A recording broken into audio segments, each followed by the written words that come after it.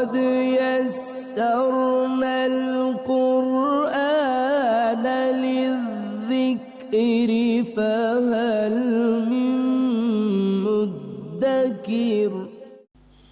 الحمد للہ رب العالمین والصلاة والسلام علی سید الانبیاء والمرسلین، اما بعد فاعوذ باللہ من الشیطان الرجیم، بسم اللہ الرحمن الرحیم۔ قابل صد احترام 28ویں پارے میں آج ہم سورۃ الجمعہ کا آغاز کرنے لگے ہیں، اور یہ بڑے ترتیب سے گزشتہ جو صورتیں چل رہی ہیں، یہ 28واں پارہ ہے، پھر 29واں اور 30ویں کی عبس و تولی تک یہ ساری صورتیں جو ہیں یہ دو رکوعات کے اوپر مشتمل ہیں۔ تو ان کے اندر جو آج کی صورت ہے یہ مدنی صورت ہے۔ جمعہ کے نام سے آپ واقف ہیں، جمعہ مسلمانوں کا اجتماع ہے، ویکلی جو پریئر ہے، اس سے متعلق کچھ اس صورت کے اندر احکامات ہیں، اس وجہ سے غالب تذکرے کی وجہ سے اس کا نام ہی جمعہ ہے۔ یہ صورت مدنی زندگی کے 10 سالوں میں کب نازل ہوئی؟ تو روایات اس بات کی طرف اشارہ کرتی ہیں کہ حضرت ابو ہریرہ کی ایک حدیث ہے رضی اللہ تعالیٰ عنہ، آپ فرماتے ہیں کہ میں حضور کی بارگاہ میں حاضر تھا جس روز سورہ جمعہ نازل ہوئی۔ تو حضرت ابو ہریرہ کب ایمان لائے؟ یہ آپ کی جو ہسٹری آف اسلام ہے وہ یہ کہتی ہے کہ صلح حدیبیہ کے بعد اور فتح خیبر سے پہلے، اس دوران حضرت ابو ہریرہ رضی اللہ تعالیٰ عنہ دائرہ اسلام میں داخل ہوئے۔ تو فتح خیبر ہوئی ہے 7 ہجری میں، 8 میں فتح مکہ ہوا ہے۔ تو یہ جو صورت ہے یہ تقریباً کوئی 6 یا 7 ہجری جو ہے اس کے اندر نازل ہوئی ہے۔ حالانکہ جمعہ کے جو احکامات ہیں وہ پہلے آ چکے تھے، مسلمانوں نے جمعہ کی جو فریضہ کی ادائیگی ہے وہ پہلے سے شروع کر دی ہوئی تھی جب حضور مکہ سے مدینہ تشریف لائے۔ تو 6 سال کے بعد تقریباً مسلمانوں کو بھی جمعے کے اندر تھوڑی سی امینڈمنٹ کرنے کا حکم دیا گیا، وہ انشاءاللہ ہم جمعہ میں پڑھیں گے۔ جیسے آج آپ دیکھتے ہیں کہ پہلے خطبہ ہوتا ہے اور اس کے بعد نماز ہوتی ہے، ابتدائی اسلام میں پہلے نماز ہوتی تھی، بعد کے اندر خطبہ ہوتا تھا۔ تو وہاں کچھ شان نزول ان آیات کا یہ دوسرے رکوع کے اندر ہے، یہ انشاءاللہ ہم کل پڑھیں گے۔ آج جو پہلا رکوع ہے، کیونکہ اس کی ٹوٹل 2 رکوع اور اس کی 11 آیات ہیں، تو پہلی جو 8 آیات ہیں وہ پہلا رکوع ہے۔ یہ بڑا انٹرسٹنگ ہے اور بڑا مزیدار ہے، اور عمومی طور پر جو ہمارے ہاں ایک بحث چلتی ہے کہ نبی پاک علیہ السلام امی ہیں، تو امی کا معنی کیا ہوتا ہے؟ ایک مولوی صاحب بھی بڑی گرفت میں آئے دیوبند مکتبہ فکر کے، انہیں پاکستان بھی چھوڑنا پڑا کہ انہوں نے نبی پاک علیہ السلام کے حوالے سے امی اور جو ان پڑھ کی کیفیت ہے وہ لوگوں کے سامنے رکھی۔ تو دیانتداری سے ان آیات کے نزول کے بعد ہمیں یہ تجزیہ کرنا چاہیے کہ اللہ تعالیٰ نے عربوں کو امی کیوں کہا، کیونکہ یہاں جو آیات ہیں ابتدائی، وہاں اللہ تعالیٰ نے اپنی شان یہ بیان کی ہے کہ اللہ وہی ہے جس نے امیین میں اپنا رسول بھیجا۔ تو اس بارے میں صرف 2 شارٹ سی باتیں آپ اپنے ذہن میں رکھ لیں کہ یہ صورت مدنی ہے۔ مدینے میں جب یہ نازل ہوئی ہے تو اس کے اصل آدھے مخاطب تو یہودی بھی ہیں، کیونکہ یہودی مدینے میں ابھی آباد تھے۔ خیبر کے وقت یہ فتح خیبر ہوا، اس سے پہلے کچھ قبیلے جلاوطن ہو چکے تھے، کچھ کے ساتھ ویسے ہی معاملہ خراب ہو چکا تھا۔ یہودیوں کا موقف یہ تھا کہ وہ کہتے تھے یہ جو عرب ہیں یہ ان پڑھ قسم کے لوگ ہیں، گنوار قسم کے لوگ ہیں، تو یہ اس قابل نہیں ہے کہ ان کے ساتھ کو پڑھنے لکھنے والا معاملہ کیا جائے۔ ان آیات میں اللہ فرما رہا ہے کہ جن کو تم گنوار ہونے کا طعنہ دیتے ہو، میں نے تمہاری نااہلیوں کی وجہ سے، یعنی یہود و نصارہ کی نااہلیوں کی وجہ سے میں نے یہ نبوت کا سارا جو معاملہ ہے وہ، اور قیامت تک کے لیے جو خلافت اور امامت کا معاملہ ہے، یہ تم بنی اسرائیل سے لے کر اب انہی کو دے دیا ہے جن کو تم کیا کہتے ہو؟ گنوار کہتے ہو۔ تم اس بارے امانت کو اٹھانے کے قابل نہیں رہے۔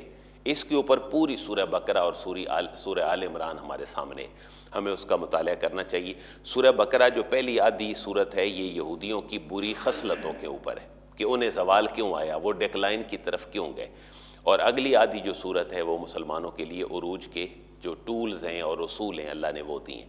اگلی صورت ہے بقرہ کے بعد آل عمران۔ آل عمران جو پہلی آدھی ہے 200 آیات میں سے، وہ عیسائیوں کے ڈیکلائن اور ان کا جو زوال ہے اس کے اسباب کے اوپر مشتمل ہے۔ کتنے کتنے برے عقیدوں کے اندر وہ ملوث ہو گئے، عیسیٰ کو گاڈ کہا، سن آف گاڈ کہا، ٹرینٹی کا عقیدہ انہوں نے گھڑ لیا۔ تو وہ آدھی صورت عیسائیوں کے زوال پر ہے اور آدھی مسلمانوں کو آگے بڑھنے کا روڈ میپ اللہ نے دیا ہے۔ تو وہ جو دو صورتیں تھیں ان کو اگر تمہید رکھیں تو اللہ فرما رہے اے بنی اسرائیل تم اس قابل نہیں رہے کہ تمہارے پاس یہ امانت رہے جو اللہ کی آسمانی امانت ہے، کیونکہ یہ حضرت عیسیٰ بھی جو نبی بن کر آئے ہیں وہ بنیادی طور پر بنی اسرائیل کی طرف ہی نبی بن کر آئے، اور بنیادی طور پر ان کی اصلاح بنی اسرائیل کا ایک بڑا گروہ جو یہود تھا اس کی اصلاح تھی۔ انہوں نے حضرت عیسیٰ کو ریبل کہا، باغی کہا، اور انہوں نے پھر اپنے تاریخ جو ان کی ہے اس کے مطابق کہا کہ یہ باغی آدمی ہے عیسیٰ، اس کو ہینگ کر دو، انہوں نے پھانسی چڑھا دیا۔ لیکن اسلامی روایات سورہ مائدہ کی ایسی نہیں ہیں، ان کا موقف اللہ نے زندہ آسمانوں پہ اٹھا لیا۔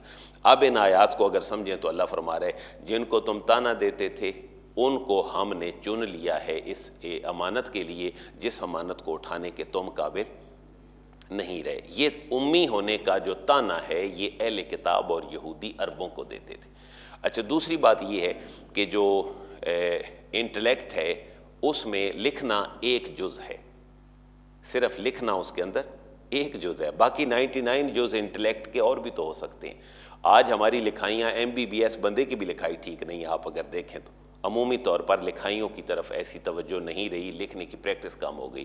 تو نبی پاک علیہ الصلوۃ والسلام کا امیین کی طرف آنا یہ اسی وجہ سے، اس نسبت کی وجہ سے آپ کو امی کہا گیا، اور اس کا ترجمہ مختلف مفسرین نے ان پڑھ بھی کیا اور مختلف حوالوں سے بعض نے امی ہی رہنے دیا، لیکن ایک اچھا ترجمہ جو ہے وہ اعلیٰ حضرت نے بے پڑھ بھی کیا ہے۔ بے پڑھ اور ان پڑھ میں فرق محسوس ہوتا ہے۔ ان پڑھ جاہل کو کہہ سکتے ہیں، لیکن بے پڑھ ایسا ہے کہ جس کو لکھنا نہ بھی آتا ہو تو اللہ تعالیٰ نے اس کی طرف وہی بھیج کر اس کو جملہ علوم و معارف سکھا دیے ہیں۔ لہٰذا امیین اور نبی امی ہونے کے معاملے میں ان آیات کو اس تناظر میں دیکھا جائے۔ اور دوسری بات یہ تھی کہ جو اہل کتاب ہیں ان کا ایک ایلیگیشن آج بھی ہے، اور جو اورینٹیلسٹ ہیں، غیر مسلم سکالر ہیں، وہ یہ کہتے ہیں کہ مسلمانوں کے نبی بڑے ذہین تھے، انہوں نے ہماری باتیں چرا کر اپنا قرآن گھڑ لیا۔ یہ آج بھی اورینٹیلسٹ اسلام کے اوپر بہت بڑا اعتراض کرتے ہیں جو مستشرقین ہیں۔ ان کے 2-3 بڑے ویلڈ سے اعتراضات ہیں ہسٹوریکلی۔ وہ کہتے ہیں کہ حضور جا رہے تھے، مسلمانوں کی اپنی روایات ہیں، حضرت ابو طالب کے ساتھ شام کی طرف تجارت کی غرض سے، ابھی ان کی عمر صرف 12 سال تھی، ان کو راستے میں ایک راہب ملا تھا، ہم نے بھی سیرت کی کتابوں میں بات پڑھی ہے، راہب ملا اور اس نے کہا ابو طالب یہ بچہ کون ہے؟ اس کی میں نشانیاں دیکھ رہا ہوں کہ یہ تو بڑا ایکسٹرا آرڈینری بچہ ہے، ہماری کتابوں میں اس کے حوالے سے پیشین گوئیاں موجود ہیں، اس کو واپس لے جائیں، اس کو یہودی نظر لگا دیں گے۔ تو اس وقت راہب ملا نبی پاک علیہ الصلوۃ والسلام کو، ہماری روایات بھی ہیں۔ وہ اورینٹیلسٹ یہ کہتے ہیں کہ یہ جو قرآن گھڑ لیا گیا ہے معاذ اللہ، یہ ان ملاقاتوں کی وجہ سے۔ پھر حضور کے گھر میں کچھ کرسچن کام کرتے تھے، یہ اورینٹیلسٹ کہتے ہیں، حضور نے ان سے زبانیں سیکھی مختلف طرح کی مسلمانوں کے نبی نے، اور انہوں نے قرآن کمپائل کر دی۔ یہ آج بھی بڑے ویلڈ اعتراضات ہیں اورینٹیلسٹ کے اسلام کے حوالے سے۔ اللہ فرما رہا ہے بھئی تم ایک کہتے ہو کہ انہوں نے چرا لی ہیں چیزیں، دیکھو ہم نے تو جو اپنا نبی بھیجا ہے وہ امیین میں بھیجا ہے۔ ایک طرف تو تم کہتے ہو کہ یہ گنوار ہیں، انہیں پڑھنا لکھنا نہیں آتا، دوسری طرف کہہ دیتے ہو کہ انہوں نے چیزیں چرائی ہیں۔ تم خود دیکھ لو کہ یہ تو امیین ہیں، اگر تم کہتے ہو کہ یہ پڑھ نہیں سکتے، لکھ نہیں سکتے، تو پھر انہوں نے تمہاری طرف سے باتیں کیسے چرا لی ہیں؟ تو ان تفاسیر کا بھی آپ مطالعہ کریں، پیر کرم شاہ صاحب نے، باقی کچھ لوگوں نے بڑی اچھی تفسیر اس کی لکھی ہے۔ آیات آپ دیکھیں گے تو حضور کی شان جو ہے وہ امی، اور آپ آئے امیین کی طرف، اور شان یہ ہے کہ اللہ کی آیات کی تلاوت بھی کرتے ہیں۔ تو یہ کیسے امی ہیں جو تلاوت بھی کر رہے ہیں؟ یہ امی کا مطلب یہ نہیں کہ وہ ان پڑھ ہیں، بلکہ وہ اللہ کے پڑھائے ہوئے ایسے ہیں کہ وہ آیات کی تلاوت بھی کرتے ہیں، وہ تزکیہ بھی کرتے ہیں، وَيُعَلِّمُهُمُ الْكِتَابَ وَالْحِكْمَةَ، کتاب اور حکمت کی ان کو تعلیم بھی دیتے ہیں۔ تو ایک ایسا آدمی معاذ اللہ جو ان پڑھ قسم کا ہو وہ تو یہ سارے کام نہیں کر سکتا۔ تو اللہ تعالیٰ نے اپنی جناب سے اپنے حبیب کو یہ علوم اور معارف دی ہیں۔ آیات میں کچھ باتیں مزید واضح ہو جائیں گی۔ اعوذ باللہ من الشیطان الرجیم، بسم اللہ الرحمن الرحیم۔ یسبح للہ ما فی السماوات و ما فی الارض۔ یسبح تسبیح بیان کرتی ہے للہ اللہ کی، ما جو کچھ بھی ہے، فی السماوات آسمانوں میں، و ما فی الارض اللہ تعالیٰ کی تعریف ہر چیز بیان کر رہی ہے۔ اللہ کو نہ بنی اسرائیل کی ضرورت ہے نہ بنی اسماعیل کی ضرورت ہے۔ اللہ نے یہ جو امانت ہے یہ جس کے ذریعے بھی پہنچا دے، اللہ نے اس دین کو غالب کرنا ہے۔ پچھلی صورت میں ہم پڑھ آئے ہیں، مشرکین اور کفار چاہتے ہیں کہ اس چراغ کو بجھا دیں، لیکن اللہ تعالیٰ اس چراغ کو روشن ہی رکھے گا۔ اور وہ اللہ کون ہے؟ المالک، وہ بادشاہ ہے، وہ مالک ہے۔ یہ اس بات کی طرف اشارہ ہے کہ پہلے نبوت کس کے پاس تھی حضور سے پہلے؟ بنی اسرائیل میں۔ اب حضور کے ساتھ جو نبوت آئی یہ کس میں آ گئی؟ بنی اسماعیل میں۔ تو اللہ بادشاہ ہے، جس کو مرضی ہے یہ جو ہے وہ نبوت کا بوجھ اور نبوت کی امانت دے دے۔ پہلے تمہارے پاس تھی، تم اٹھانے کے قابل نہیں رہے، تمہاری خصلتیں ایسی نہیں تھیں کہ تم اللہ کا پیغام پہنچا سکو۔ اب اللہ مالک ہے، جس کو مرضی ہے دے دے۔ اب بنی اسرائیل سے آ گئی ہے بنی اسماعیل میں۔ القدوس، اور یہ انہی کی طرف اشارہ ہے کہ تم حضرت عزیر کو اللہ کا بیٹا کہہ دیتے ہو، حضرت عیسیٰ کو سن آف گاڈ اور گاڈ کہہ دیتے ہو۔ القدوس وہ کون ہے؟ پاک ہے، وہ تمہارے سارے ان اعتراضات سے پاک ہے۔ العزیز وہ غالب ہے۔ اس کو بھی اسی ریفرنس میں دیکھیں کہ تم نے نہیں اللہ کا پیغام پہنچایا، آگے العزیز وہ غالب ہے، وہ جس کے ذریعے چاہے یہ اپنا پیغام پہنچوا دے۔ اور الحکیم وہ بڑی حکمت والا ہے۔ پہلے بنی اسرائیل کے پاس تھی امانت نبوت کی، اب اللہ نے دے دی بنی اسماعیل کو۔ اللہ غالب ہے اور حکمت والا ہے۔ هو الذی، یہ گویا کہ جو اگلی آیت ہے نا، یہ اہل کتاب کو تھوڑا سا تانا بھی ہے اللہ کی طرف سے کہ تم نہیں نا اس قابل رہے کہ میں نے تمہیں امانت دی ہے، 70,000 نبی تمہارے اندر بھیجے ہیں، میرا نبی کلیم اللہ تمہیں مصر سے ارض مقدس میں لانے کے لیے 40 سال تمہیں صحرا میں لے کر پھرتا رہا ہے، تم نے اس کی ایک بات نہیں مانی۔ اب اللہ نے جن کو تم تانا دیتے تھے انہی کو دے دیا یہ ساری نبوت۔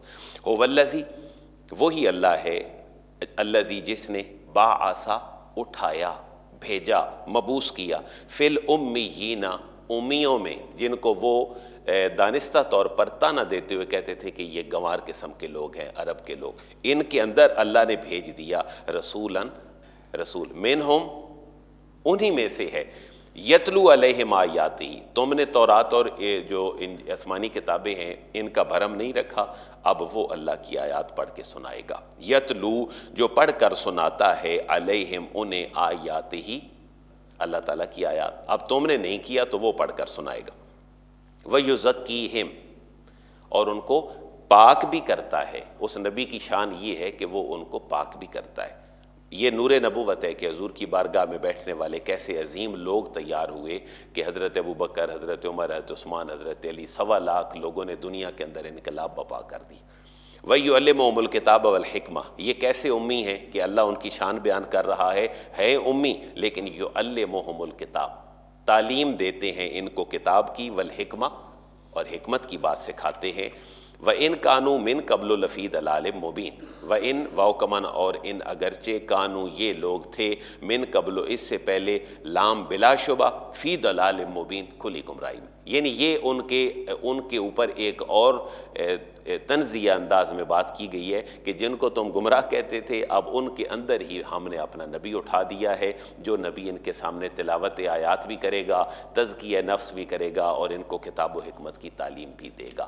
یہاں اہل کتاب کا ایک اور اعتراض ہے مسلمانوں کے اوپر، ٹھیک ہے تمہارے نبی آ گئے، لیکن اللہ نے تو کہا ہے کہ ہم نے ان کو کن میں بھیجا ہے؟ امیین میں، تو ہمارے تو یہ نبی نہیں، تم ہمیں یعنی یہودیوں کو اور عیسائیوں کو اسلام کی تعلیمات کے دائرے میں کیسے لاتے ہو؟ تمہارے اللہ نے تو خود کہہ دیا ہے کہ ہم نے اس نبی کو کن میں بھیجا ہے؟ تو امیین میں آ گئے ہیں، یہ دعوت اپنے تک رکھو، یہ دعوت ہم تک تم نہ پہنچاؤ۔ اس کا جواب قرآن کی دوسری مختلف آیات میں بھی ہے، جیسے اللہ تعالیٰ فرما رہے اے حبیب ہم نے آپ کو رسول بنا کر بھیجا ہے، کن کی طرف؟ جمیعہ، پوری کائنات کی طرف۔ ختم نبوت کی آیت اس کے اندر ہے کہ اب اور کو نبی نہیں آئے گا۔ یہاں پر صرف ان کے اعتراضات کے جواب کے لیے امیوں کی طرف نسبت کی گئی، ورنہ حضور کی جو رسالت ہے وہ تامہ ہے، مکمل ہے، عالمگیر ہے، یونیورسل ہے، اور اگلی جو آیت کا ٹکڑا ہے وہ ان کے اس اعتراض کا جواب بھی ہے۔ وَآخَرِينَ مِنْهُمْ، ایک تو اللہ نے بھیجا ان کو امیین میں، وَآخَرِينَ مِنْهُمْ، اور دوسرے لوگوں کا بھی اللہ نے ان کی طرف بھی نبی بنا کر بھیجا، وآخرین جو دوسرے لوگ ہیں، منہم ان میں سے، لما یلحقوا بہم جو ابھی تک ان کے ساتھ آ کر نہیں ملے، ان کی نسلوں میں آگے آئیں گے، اور قیامت تک جو آئیں گے جو ابھی ان کے ساتھ آ کر نہیں ملے۔ تو یہ بٹوین دا لائن ان کے اس اعتراض کا بھی جواب ہے کہ حضور صرف عربوں کے نبی نہیں ہیں بلکہ حضور ان کے بھی نبی ہیں۔ وآخرین منہم لما یلحقوا بہم جو ابھی تک ان کے ساتھ نہیں ملے، پشت در پشت قیامت تک آتے رہیں گے، حبیب ان کے بھی نبی ہیں۔ وہو العزیز الحکیم، اور وہ سب پر غالب ہے اور حکمت والا ہے۔ اور یہ پھر اعتراض کرتے تھے اہل کتاب ہی کہ یہ نبوت ملنی ہی تھی تو کسی اچھے سے بندے کو مل جاتی، یعنی کو مکے کا سردار ہوتا، طائف کا سردار ہوتا. ان کو اللہ فرما رہا ہے ذالک فضل اللہ. یہ جو نبوت ہے اور یہ جو آسمانی کتاب ہے اللہ تعالیٰ کی قرآن مجید، ذالک فضل اللہ، یہ اللہ کا فضل ہے. یؤتی ہے، اللہ عطا فرماتا ہے اس کو، من یشاء، جس کو چاہتا ہے. یہ تمہاری گپ شپ کا دار و مدار نہیں ہے کہ اللہ کس کو دے، تمہارے پاس کوئی ایسا معیار نہیں ہے کہ تم وہ سلیکشن کرو. واللہ ذو الفضل العظیم، اور اللہ تبارک و تعالیٰ صاحب فضل عظیم ہے. اب تھوڑی سی اور کڑوی گولی دی گئی ہے اہل کتاب کو اور یہودیوں کو خصوصاً. ذرا میں اور آپ بھی اپنے اوپر اپلائی کریں کہ ہم قرآن کے ساتھ ایسا سلوک تو نہیں کر رہے جیسا یہودیوں نے کیا. اگلی آیت بڑی تھوڑی سی نا جھنجھوڑنے والی ہے. مثل الذین حملوا التوراۃ، مثل و مثال، الذین ان لوگوں کی حملوا جن کو دی گئی، حمل سے ہے کیری کرنے سے ہے، جن کو دی گئی، حامل بنایا گیا، التورات، تورات، جن لوگوں کو تورات کا حامل بنایا گیا تھا ان کی مثال کیسی ہے؟ جن کو تورات کا حامل بنایا گیا، ثم لم یحملوها، ثم پھر لم یحملوها، انہوں نے اس کتاب کا بوجھ نہیں اٹھایا، ان کی مثال کیسی ہے؟ اگلا جملہ ذرا دھیان سے، کمثل الحمار، کاف کا معنی کی طرح، مثل مثال ہے، حمار گدھے کی طرح. جن کو تورات کا حامل بنایا گیا اور انہوں نے تورات کو قبول کرنے کا حق ادا نہیں کیا، اس کی تعلیمات کو رائج نہیں کیا، اس کو پڑھا نہیں، لائف سٹائل اس کے مطابق نہیں بنایا. کمثل الحمار، ان کی مثال اس گدھے کی سی ہے، یحمل اسفارا، یحمل جو اٹھاتا ہے، اسفارا کتابوں کا بوجھ، لدی لدائی کتابوں کا بوجھ اٹھاتا ہے. یہ اہل کتاب اب صرف اسی طرح کے رہ گئے ہیں کہ کتابیں ان کے پاس تھی لیکن اس کے مطابق انہوں نے اپنا سٹائل، اپنی معیشت، معاشرت، سیاست اور ہر زندگی کا میدان اس کے مطابق نہیں بنایا. اب مسلمانوں کا بھی قرآن کے ساتھ بے عین ہی یہی رویہ. مسلمانوں کو ویسے مار نہیں پڑ رہی. ہمارا قرآن جو رہ گیا ہے نا مسلمانوں کے پاس، وہ یا تو کسی کے مرنے پہ پڑھنے کے لیے ہے یا نیا گھر بنا کر پڑھنے کے لیے. آپ یقین مانیں، نہ ہماری شادیاں اس کے مطابق ہیں، نہ ہمارے لائف سٹائل اس کے مطابق ہے. برکت کے علاوہ ہمارے پاس اس میں کچھ نہیں ہے. حالانکہ آپ اندازہ کریں کتنی بڑی ٹیکنالوجی قرآن دے رہا ہے کہ ملکہ بلقیس کا تخت آ رہا ہے حضرت سلیمان کے پاس، ہیں جی، 1000 کلومیٹر کا فاصلہ ہے. وہ ٹیکنالوجی آج تک، سائنس بھی 2025 کی آج کی ڈیٹ تک نہیں پہنچی کہ ایک ہارڈ شیپ ایک جگہ سے ڈس اپیئر ہو اور 1000 کلومیٹر کے بعد جا کر وہ اپیئر ہو جائے. آپ تصویر تو موبائل سے بھیج سکتے ہیں، موبائل کسی کو پلک چھپکنے میں ابھی ودن 1-2 سیکنڈ کہیں امریکہ نہیں بھیج سکتے. قرآن تو اس ٹیکنالوجی کی بات بھی کر رہا ہے. وہ کیسا فزکس کا علم ہے کہ جس کے پاس علم ہے وہ لے آیا. تو یہ علم، سائنسی علوم، آج دنیا جہاں جا رہی ہے قرآن بالکل ان کو بڑی قدر کی نگاہ سے دیکھتا ہے. یہ انسان کو بڑا فیسیلیٹیٹ کر رہے ہیں. تو یہ بڑی جھنجھوڑنے والی مثال ہے جی. ان کو تو تنقید کی گئی ہے کہ تم تو گدھے ثابت ہوئے ہو جو تمہیں تورات دی گئی تھی. اب یہ امانت آسمانی احکام کی تم سے لے کر کن کو دی گئی ہے؟ بنی امیین کو، بنی اسماعیل کو. اگر بنی اسماعیل بھی ایسے ہی ثابت ہوں گے تو یقین کریں کوئی کہنے میں حرج نہیں کہ آج ایسا ہی ہو جیسے ہمارے ساتھ ہو رہا ہے. ہمارے ساتھ ہو رہا ہے، کشمیریوں کے ساتھ ہو رہا ہے، فلسطینیوں کے ساتھ ہو رہا ہے، شام میں ہو رہا ہے، اور دنیا کے ممالک میں انقلاب کے نام پر جو کچھ بھی ہو رہا ہے. آپ یقین کریں آٹومن امپائر کا صرف ایک صوبہ تھا جس کے اندر سے 50 ملک یورپ کے نکلے، اور یہاں کی پوری ہسٹری آپ دیکھ لیں. تو مسلمانوں کی زوال کی سب سے بڑی وجہ قرآن کو عملی طور پر اپنی زندگیوں سے نکال دینا ہے. ہم حالانکہ دیکھیں بچوں کے لیے 1-1 لاکھ روپیہ فیس دیتے ہیں لیکن قرآن پڑھانے کی طرف نہیں آتے. حالانکہ ہم مسلمان ہیں، ہم روزے بھی رکھتے ہیں، تراویح بھی پڑھتے ہیں. تو بڑا المیہ ہے ساری یہ کہ ہمارے نوجوان نسل کی قرآن کی طرف توجہ نہیں، اور اس کے قصور والدین بھی ہیں. بیسا مثل القوم الذین کذبوا بآیات اللہ. ساتھ اللہ فرما رہے بیسا، اس سے بھی زیادہ بری حالت ہے القوم، ان لوگوں کی مثال کی، الذین کذبوا بآیات اللہ، جنہوں نے اللہ کی آیات کو جھٹلایا. یہ کون ہے؟ یہ وہ مشرکین ہیں جن کی طرف حضور آئے اور انہوں نے پھر حضور کی بات کو نہیں مانا. اور اس سے مراد یہودی اور عیسائی بھی ہیں. واللہ لا یہدی القوم الظالمین، اور اللہ تبارک و تعالیٰ ظالم قوم کو ہدایت نہیں دیتا. سب سے بڑا ظلم کیا ہے؟ شرک ہے. یہودیوں نے شرک کیا، عیسائیوں نے شرک کیا، اور عرب کے لوگ شرک میں مبتلا ہو گئے. اللہ فرما رہے اللہ ایسی ظالم قوموں کو ہدایت نہیں دیتا. اب پھر آگے بات کہی جا رہی ہے یہودیوں سے کہ تم اللہ کے اتنے لاڈلے بنتے ہو اگر، تو پھر تم موت کی تمنا کر لو. تم تو موت سے بھی بڑا ڈرتے ہو، حالانکہ موت کے بعد تو جا کر بندہ اللہ سے ملتا ہے. تم تمنا کرو نا مرنے کی، اگر لاڈلے ہو تو تمہیں وہاں پتہ چل جائے گا کہ تمہیں کس کس چیز کا حساب دینا ہے۔ اس صورت کو آپ کائنڈلی ضرور پڑھیے گا۔ یہ بڑی پیاری اور اعتدال والی بات لکھی ہے پیر صاحب نے، 5ویں جلد ہے ضیاء القرآن کی۔ تو اس کو آپ اگر ڈاؤن لوڈ بھی کر لیں گوگل پہ، ضیاء القرآن والیوم 5 PDF، تو آپ کو دے دے گا۔ یہ اس کی سورہ جمعہ ہے، 232-33 نمبر صفحے سے یہ شروع ہو رہی ہے۔ بڑی کمال کی اس کے اندر جو ہے وہ انہوں نے بحثیں کی۔